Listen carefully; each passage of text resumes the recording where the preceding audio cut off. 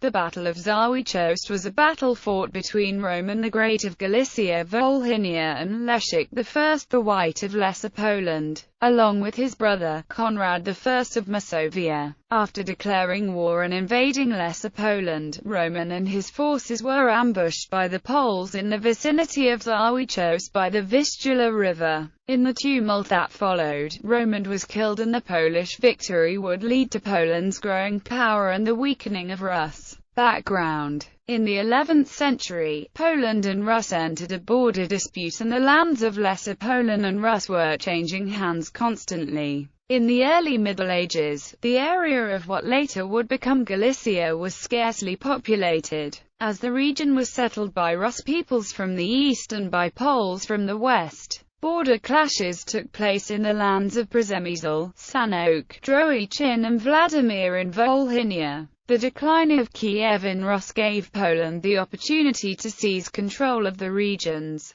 In 1199, an armed campaign led by Leszek the White helped to install Roman the Great on the throne in Vladimir in Volhynia. In 1205, however, Roman declared war on Poland. The Polish chronicle, Jan Długosz, tried to give reasons for Roman's declaration of war. There are several reasons for his action. The huge wealth taken from Ruthenia in the years when almost the whole of the country was conquered, the disbandment and dispersion of his forces, cavalry and infantry, among many of the Polish duchies, the quarrels of the magnates, and, finally, the immaturity, referring to their young age, of Leszek and Conrad. Also the harsh reply they gave his emissaries when he asked for all the land of Lublin and compensation for the losses and costs he had incurred it.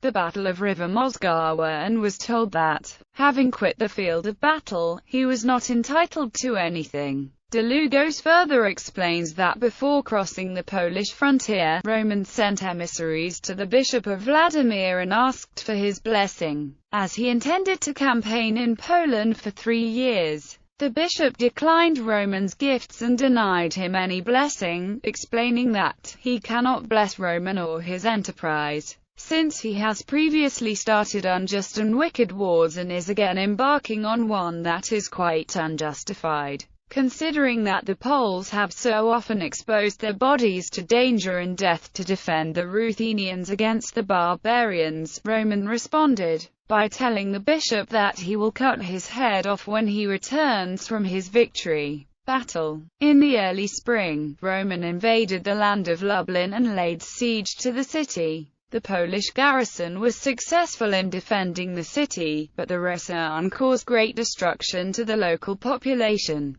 as they captured and raped the wives of the knights of Lublin. Leszek then started recruiting a force of knights and peasants from Sandomierz, Kujawi, and Mazovia, which was reinforced with a force of volunteers from Kraków.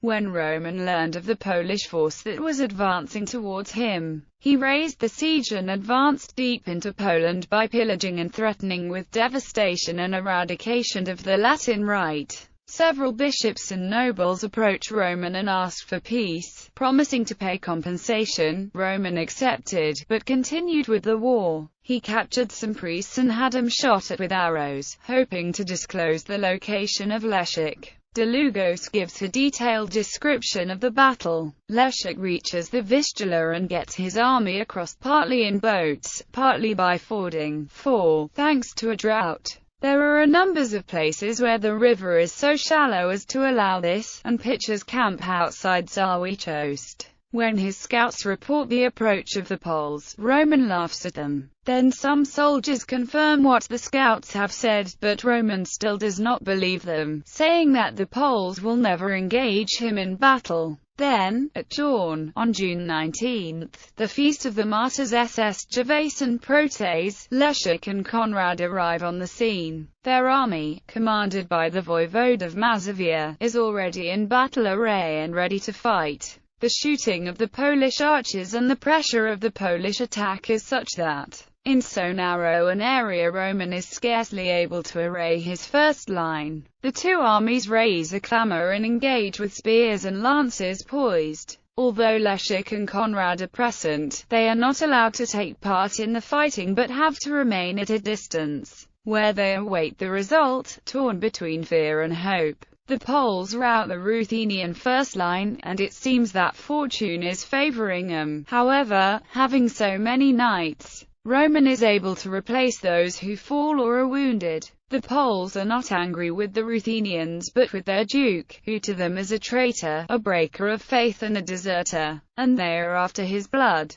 They surround him, where he is fighting in the front rank, identifiable by his ducal emblems. Roman, seeing those with him hewn down before his eyes and realizing that escape is made difficult by the heaps of bodies on either side, digs his spurs into his horse, which tries to throw him, but he manages to get through the press and reach the river, and there his horse falls. Now, how is he to get across and escape? A soldier brings him an old Jaeger, which with great difficulty does get to him to the far bank, where he mingles with the throng of fleeing soldiery, only to be rounded up by the Poles and, being taken for a common soldier, cut down. A number of Romans' knights and soldiers are standing on the bank of the river they have just managed to cross, watching the flight of their fellows. When the bank, ripped by the hooves of the struggling horses, is no longer able to bear their weight and collapses, the Ruthenians are now all seeking safety in flight, which means flinging themselves into the river. Other accounts mention the same turn of events.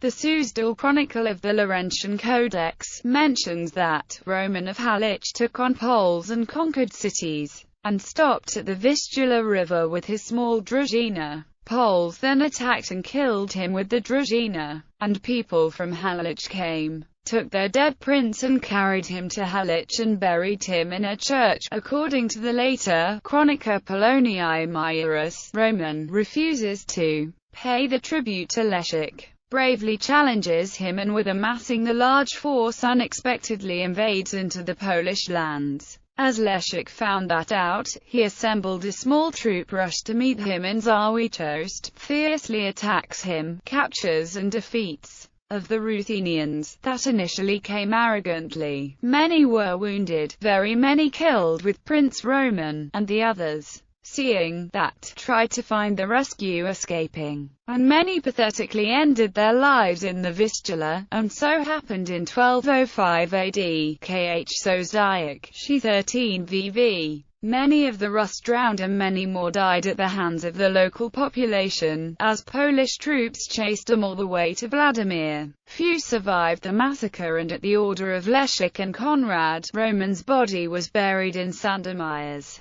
The two factions came to an agreement, and the Russians released all their prisoners and paid 1,000 silver marks to recover the body of Roman, which was then buried in Vladimir. Aftermath. After his triumph, Leszek's reputation took a positive turn, earning him credibility and the trust of Kraków, which would give him temporary power over the city. Conrad, coming of age, asks for his share of power, and at the mediation of their mother or a selected group of aristocrats, the two brothers divide the country under their authority. Rus turned unstable from its internal conflicts, and the country is invaded by Lithuanians, this being the first time the Poles hear of that name. The Ruthenians suffered great casualties, but managed to defeat the invaders. In 1208, the country falls in civil war.